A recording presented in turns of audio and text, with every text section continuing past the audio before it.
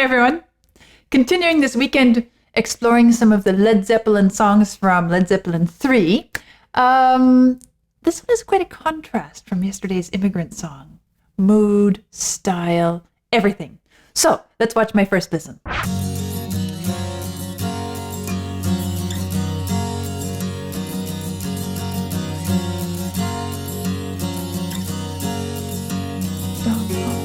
It's a nice intro. Doesn't give me a lot of clues. I can't play with you no more. I don't know how I'm gonna do what Mama told me. My friend, the boy next door.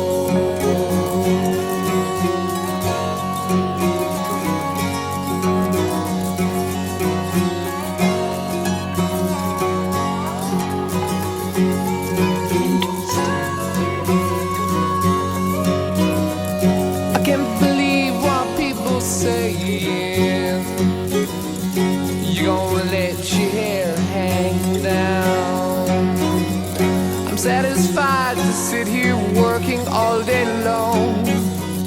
You're in the darker side of town.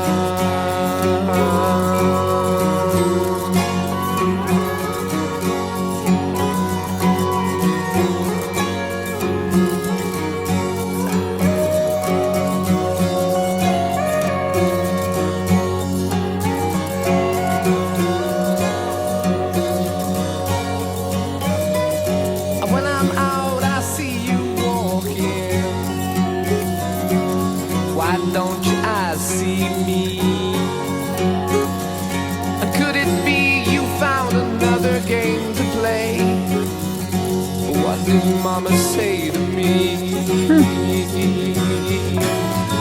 that's the way, oh, that's the way it ought to be, yeah, yeah. Mama said that's the way it ought to stay, yeah, yeah.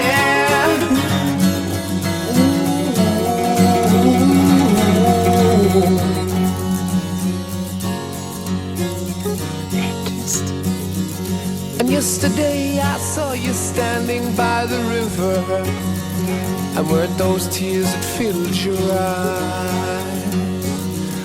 And all the fish that lay in dirty water dying, had they got you hypnotized?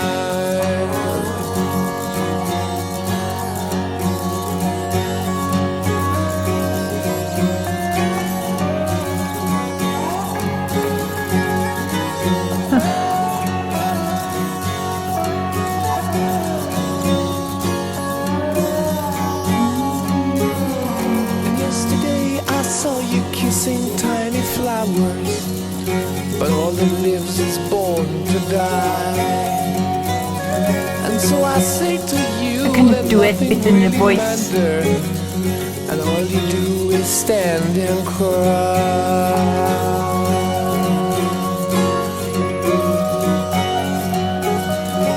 I don't know if this is guitar or synthesizer, but it doesn't really matter. It's staying up in the treble.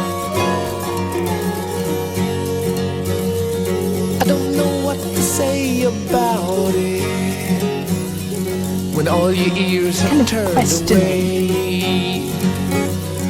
But now's the time to look and look again at what you see.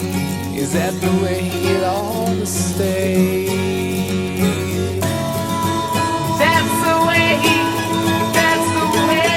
it ought to be. Oh, don't you know that? Mama said that's the way it's gonna stay. Yeah.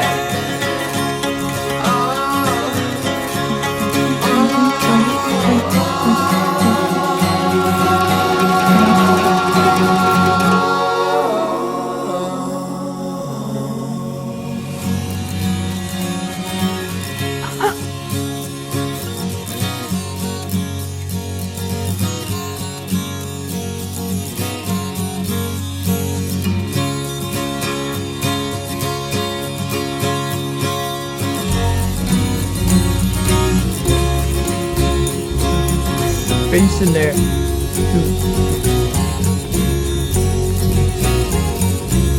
But it doesn't feel heavy because there's so much high-pitched texture as well.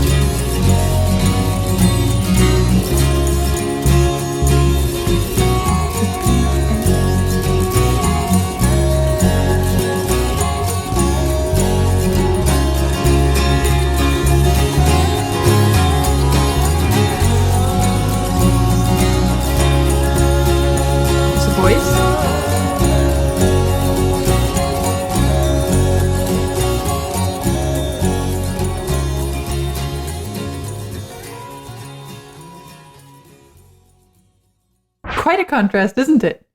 Well, let's dig in and explore this one.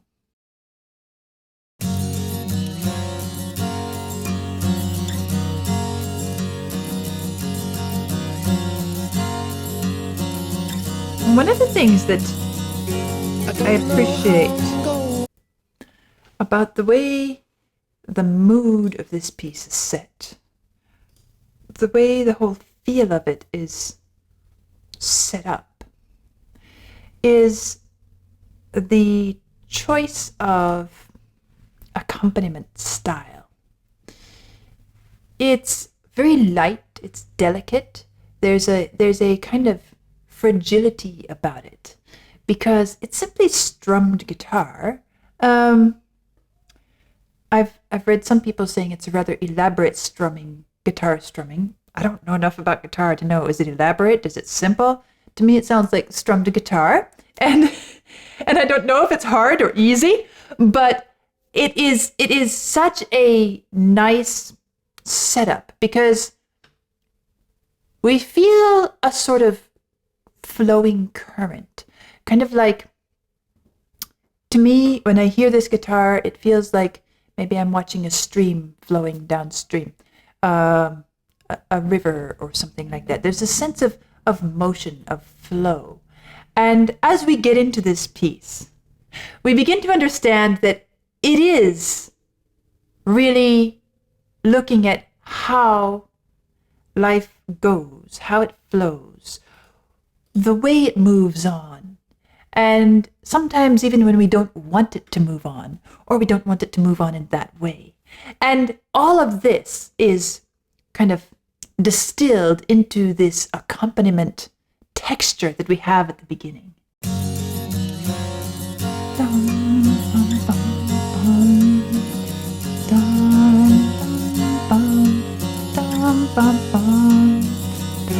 don't know how I'm gonna tell you. I love this melody. I love this melody. I don't know how I'm gonna do what Mama told me. So, let's start by talking about this melody, because it's the first thing that we notice after the introductory strummed chords. I don't know how I'm gonna tell you. I can play with you no more. I think one of the things that really is a powerful feature of this piece, melodically, is how this phrase shape is so much, it's such a large percentage of what we hear. It's interesting that we are in a major key, G flat major, and for a piece of music that is exploring some really emotional experiences, the loss of a friend, we might expect to hear this set in a minor key, might we? But it's actually set in a major key. Yet it doesn't really sound terribly bright, right? And I think it's because of the shape of this melody. It is so much starting and descending. And it's almost just a walk down the scale. Not quite. We skip a note. We get towards the end, and it's as if we are trying to explain, we're trying to, I don't know, apologize or say something. But there gets a point where it makes no sense to go on. We just kind of skip over that note and get to the end because what to say? There's nothing to say. There's nothing to be explained. It's just the way it is. That missing note, that skipped note. Or I also experience it as a kind of, you know, when you have an experience which leaves you feeling really emotionally devastated. It hits hard. It hurts. You get this feeling of kind of physical fatigue, exhaustion. Like you just need to sit down and process what happened. This is almost like the act of sitting down. We start to lower ourselves and just kind of collapse into a chair or settle onto the ground. And there is where we remain. In fact, the next phrase stays there.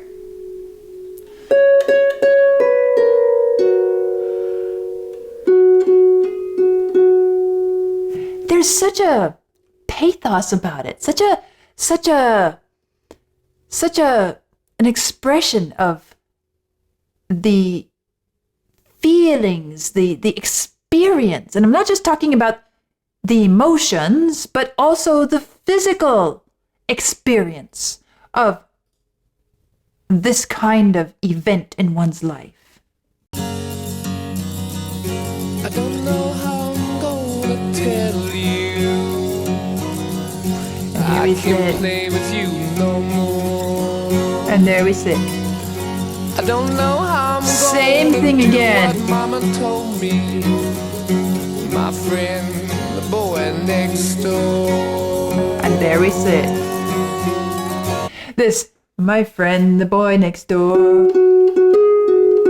And notice how each time this line is sung, which stays on this note most of the time, even the last word, the last syllable of the line is held out. It's not, friend, the boy next door. No, it's, my friend, the boy next door. We are just unable to get ourselves, to pick ourselves up, to move beyond this devastating, painful realization that there's really nothing to be done about this situation. It's the way it is. And we wish we could change it. But there's nothing to do about it. And so we just sit there in this state of wanting to deny, wanting to do something, but there's nothing to do. It's this sense of fatigue and I wouldn't say surrender, but acknowledgement of loss. I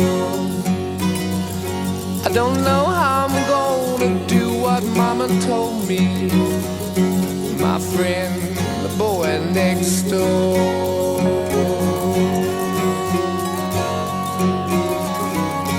And this electric guitar, this melodic guitar, so beautiful the way it weaves in and out and responds to this simple melodic shape. Here it comes again. To sit here working all day long. You're in the darker side of town. Holding out that note again. And then the guitar carries it on and shapes it again.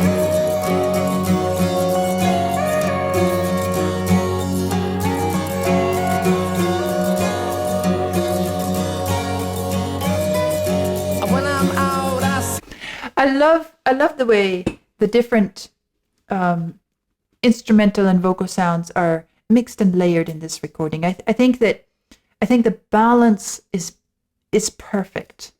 The texture of the strummed guitar, and I don't know, is there a bit of mandolin in there? I'm not sure. Or is it just layers of guitar? And then the voice. When the voice comes, it's so clear, so present, but it's not dominating. And then the melodic guitar singing away, answering, ebbing and flowing, working with the voice, coming in between, doing the things that the voice cannot do in this moment. The voice is the person, right? And the guitar is the melodic guitar is the scene, the setting, the thoughts that are going other places, the bird flying in the sky, the look, the expression on the other person's face, the world going on around. It sets it up so it creates such an incredibly intimate and tender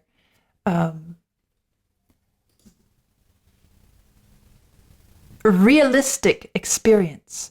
One that I think many of us can relate to as having been through before, in some context or other, for some reason or other. And that's one of the things that I think makes this song work so well, other than the incredibly beautiful mastery of balance and expression, and this melodic line, which is such a perfect choice. And the fact that it repeats over and over again so perfectly captures the mood and the experience. But then again, the story. What is the story? In my first listen, how it affected me the first time, the idea of two young friends and one realizing the other's gone choosing the wrong path in life. Since that first listen, I've done a bit of exploring to see what other people's interpretations of the song are, because as much as it seems quite straightforward and self-explanatory, the fact is it actually leaves a lot of room for interpretation if we really dig into the text. And the way I experienced it in my first listen is not the only way to experience it. I noticed that many people felt like it was talking about class divisions or race divisions and the prejudices that one's parents impose, well-meaning, of course. There's no blame saying my mom is wrong and I disagree with her. There's just the sadness of the circumstances and the inevitability that this is the way it has to be. That is one way that many people experience this, and I understand why. It's because, first of all, it's clearly an option in this song of a very legitimate interpretation, and secondly, many people have that experience in their own lives, and so they relate to it in that way. There are other ways of understanding the text as well. I saw somebody had an interesting perspective, and I think that it's legitimate too. The idea that when we're young and our parents impose restrictions on our associations, we don't always understand or want to agree with them, although, of course, we accept, or not, but in this case, we accept their judgment. But as we progress through our life, we grow, we develop, we see how our lives and the lives of the others we once spent time with develop. We begin to accept the fact that, yes, while it was painful, it may have been for the best. That and as the lyrics progress to the end, which we haven't gotten to the end, we'll get there, but I don't know what to say about it when all your ears have turned away. But now is the time to look and look again at what you see. Is that the way it ought to stay? That is the way. That's the way it ought to be. In other words, this person was saying that it's a kind of adult's perspective looking back on the restrictions imposed on our childhood and recognizing, it was for the better. That person was not the most wholesome associate for me to spend time with, and it might have taken me the wrong direction. I also understand that this song is informed by Led Zeppelin's very own experiences touring the US, where they were many times forbidden from entering a restaurant or bar because of their long hair. So it does carry a lot of this messaging of we are judged by our appearances, not by our character. So there are so many different ways of interpreting this, none of which is wrong. And I think that's one of the reasons it is such a relatable piece for so many people, because there is some way of relating it to your own experience which fits the music. And the music expresses not so much a storyline, not so much a specific reason for the separation, for the severance of a friendship, but more an experience of having gone through that, of feeling what it is like to have to separate from a friend for whatever reason.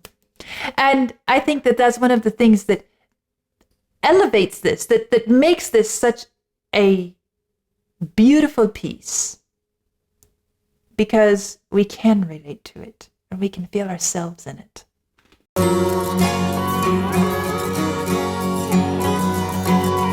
And this melody, and this melodic guitar, and the strummed guitar. So beautiful and so expressive of the feelings of bewilderment. It conveys the sense of loss, the sadness, but really the bewilderment at the way it is. And at the same time, with lyrics like this, it lets us feel the other side of the experience as well. We feel our own experience, and yet it acknowledges the other side as well, especially going further into the lyrics. But already here,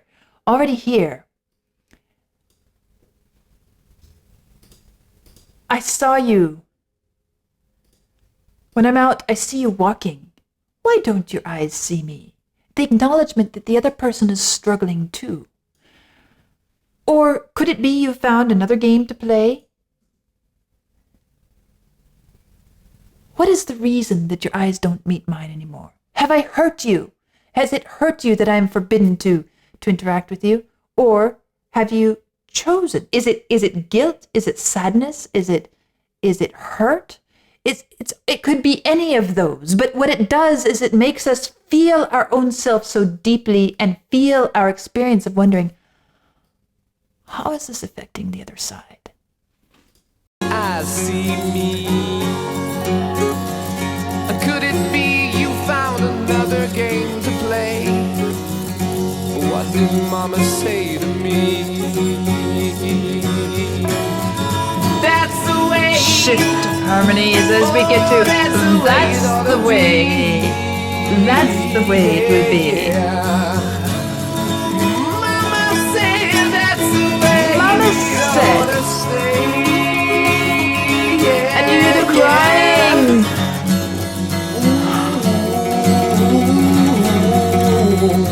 The strumming. I think that is mandolin. And yesterday I saw you standing by the river. And weren't those... You know, it's interesting. Back to this melodic shape again. It's this general shape, right? And I talked about how it walks us down and sets us down on the first note of the scale, the home, the tonic. But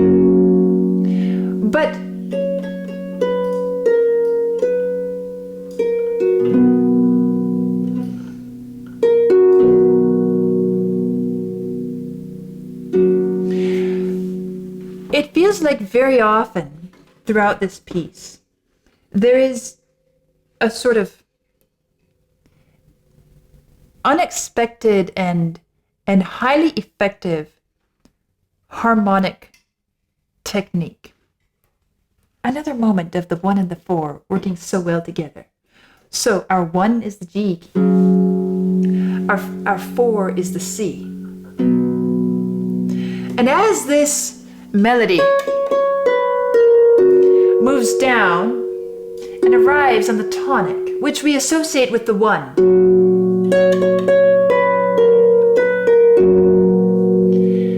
Instead of hearing the 1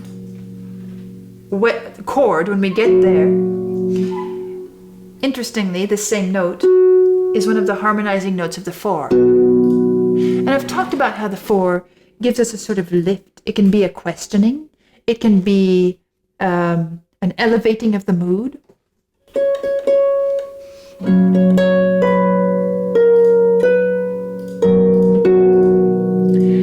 And so this arrival here on the tonic note, and then the left hand, the chords underneath, moving from the 1, and when we arrive on this tonic, instead we arrive on the 4 chord.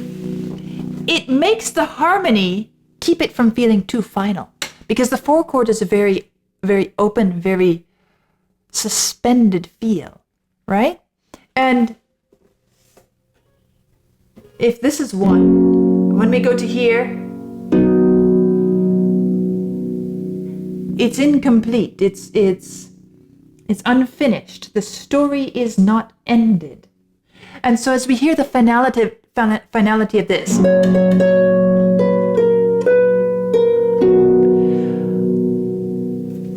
the chord is telling us it's not the end of the story.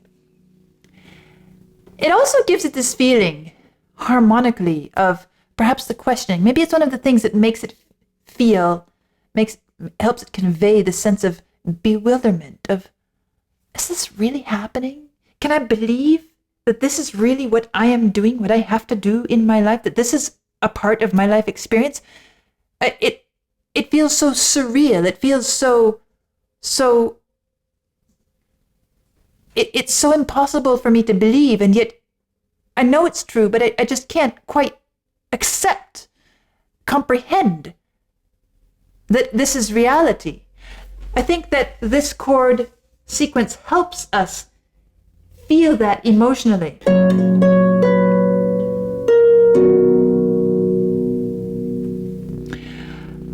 It's another one of those songs where the harmonies are so standard, so simple, so we might say common. And yet, it's not just saying, okay, here's where we can put a 1 chord, here's where we can put a 4 chord, a 5 chord here. No, they're chosen and designed so perfectly to express so much. And it's utterly beautiful and devastating how the final product impacts us.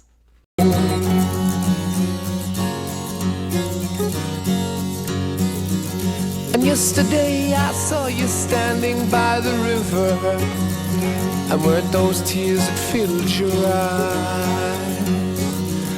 And all the fish that lay in dirty water dying, had they got you hypnotized? Okay, back to the lyrics. I think this is a beautifully symbolic part of the lyrics. Yesterday, I saw you standing by the river, and weren't those tears that filled your eyes? In other words, I may not be able to be close to you, and yet I watch you, and I notice the details. Weren't you crying there? I saw you. I was watching you. And all the fish that lay in dirty water dying, had they got you hypnotized? This idea. The river, again, the guitar accompaniment, as I said, it feels like a flowing stream. Perhaps this is the river. Standing by the river, watching life flow on before us. And then this line, all the fish that lay in dirty water dying. Oh, that brings in another potential interpretation, way of relating to this piece. That is, that perhaps this other person, which my parents required me to separate myself from, perhaps this other person is perceived as a threat because maybe they don't match my family's and my society's expectations of me. Maybe I'm supposed to grow up and go to college and become respectable and hold a respectable, decent job. Perhaps this other person comes from a world where those societal expectations are not so locked in. Maybe he's a little bit more free. Maybe he's not going to college. Maybe he doesn't have dreams of holding a respectable office job. Maybe as he's standing there at the river, looking at these fish laying in dirty water dying, and he has tears in his eyes, this person recognizes that his former associate, friend, is being forced into a life of conformity, dirty water, where the free spirits suffocate and die. It's another moment where we're given a glimpse of possible feelings on the other side that is not us, and yet it's our experience. It's another way of relating to this, of interpreting this. It's there in the text. We can see that. We can choose which part of the text we're going to emphasize, and it shifts our experience of the piece. But it's such a special moment because it tells us that both of them still care deeply about the other. Even if their lives cannot travel together, they care deeply about the other's well-being. Both sides. Filled your eyes, and all the fish that lay in dirty water dying, had they got you hypnotized?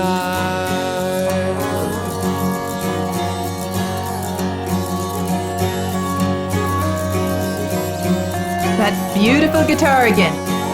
So perfect for the song.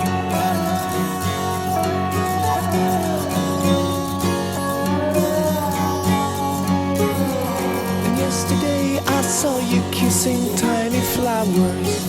Another moment. I was watching you. Okay, this line.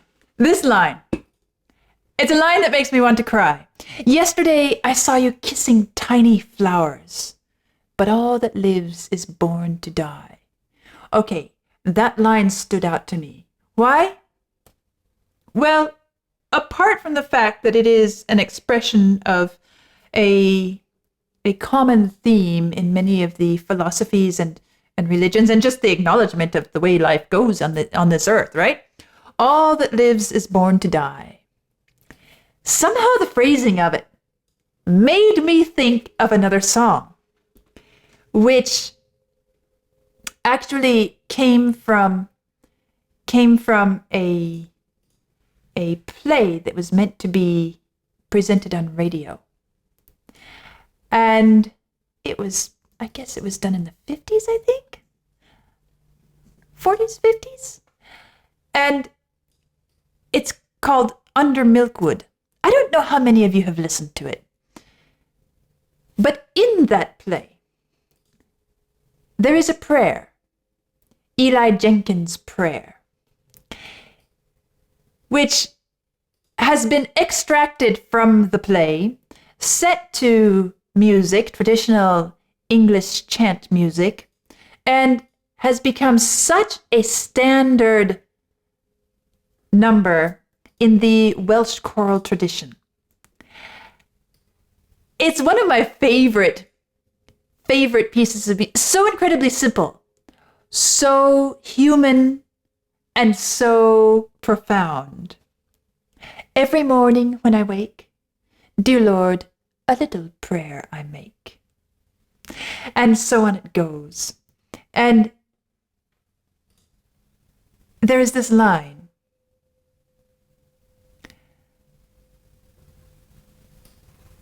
Oh, please to keep your loving eye on all poor creatures born to die. And every evening at sundown, I ask a blessing on this town. For whether we last the night or no is always touch and go. It's so sweet and so beautiful. And it's such, as I said, becomes such a standard number in the Welsh choral tradition. Now, this takes me around to a bit of the background of the composition of this song, That's the Way. It just so happens that Led Zeppelin took a sort of holiday vacation in some part of Wales, in a little cottage which had neither electricity nor running water, a very, very rustic old place. And it was called Bryn Yr Aur. And there, in that cottage, is where they created this piece of music. I can't help but wonder if perhaps the Welsh traditions, musical traditions, seeped into this music somehow, even into the lyrics. And I can't help but wonder, did they have this Eli Jenkins prayer somewhere in the background of their awareness? Had they heard it sung somewhere? I don't know. But the common expression is there. Oh, please to keep your loving eye on all poor creatures born to die. And yesterday I saw you kissing tiny flowers, but all that lives is born to die. I don't know, but it's one of the most beautiful lines in this piece.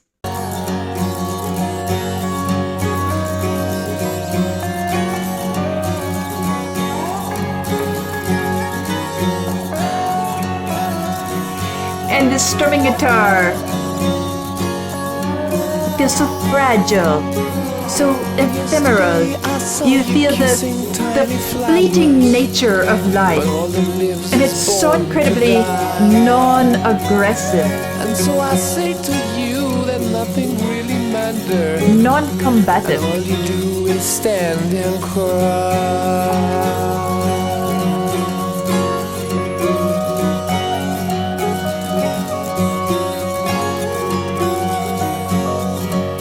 Beautiful guitar.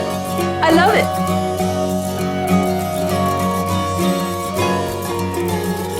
And it seems to be shifting a little bit, Don't know what to say although the about melody is it. still the same.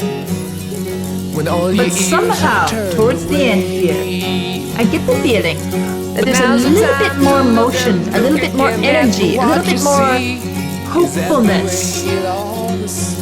And even as we're concluding that that's the way, we also feel a sort of lifting of the mood, lightening of the clouds. The sun is coming. Hopefulness for the future.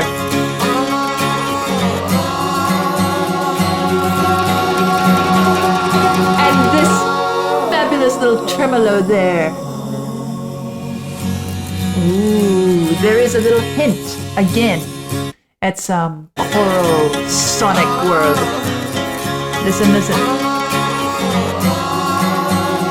A big little choir here.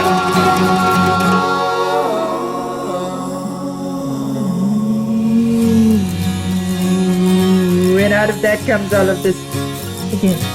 And now it feels peaceful. It feels not resigned, not depressed, but at rest. And even more than at rest, ready to get ourselves up off the ground where we've been sitting.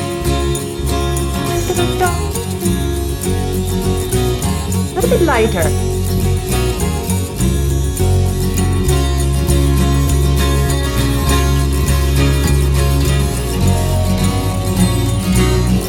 Again, the tastefulness of it.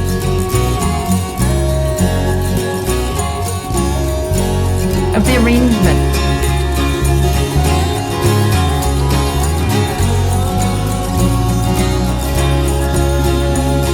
The voice just sneaking in there a little bit. Blending with all the guitar, the mandolin, the bass.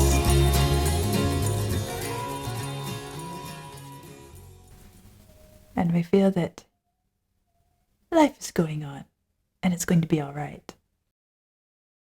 And so it is that Led Zeppelin can not only create some fabulous, aggressive, conqueror's song like the Immigrant Song from yesterday, but they can also create something incredibly special. I have a hard time coming up with one word to sum up this entire piece. Because in spite of its apparent simplicity, there is really a profound depth to it. And so tastefully done, so well balanced, in every element, harmonically, melodically, instrumentally, the blend, the ensemble, the overall length of the piece. It feels just right, and it's beautifully moving. And I think not only can most of us relate to this kind of experience, but I think at the end, its message is that whether or not you interpret this story as having a negative or unjust reason for the separation of two friends, or perhaps a just reason for the separation of two friends, regardless of how you feel it, in the end, it lets us be hopeful for the future. It doesn't just let us, it helps us be hopeful for the future. It helps us to understand that this moment, this experience, is not the end of the world. The stream keeps flowing. Life goes on. And we can take these experiences. We can grow from them. We can shape our own lives in a positive way. And we can use them to positively impact the world around us if we relate to them correctly. That doesn't mean to diminish them. This song does not diminish the experience in any way at all. It helps us to acknowledge the entire experience, not only our own, but on the other side as well. And in that, I think it opens a way for healing and moving forward. So, another one of my favorites from Led Zeppelin 3, That's the Way. I'll see you soon.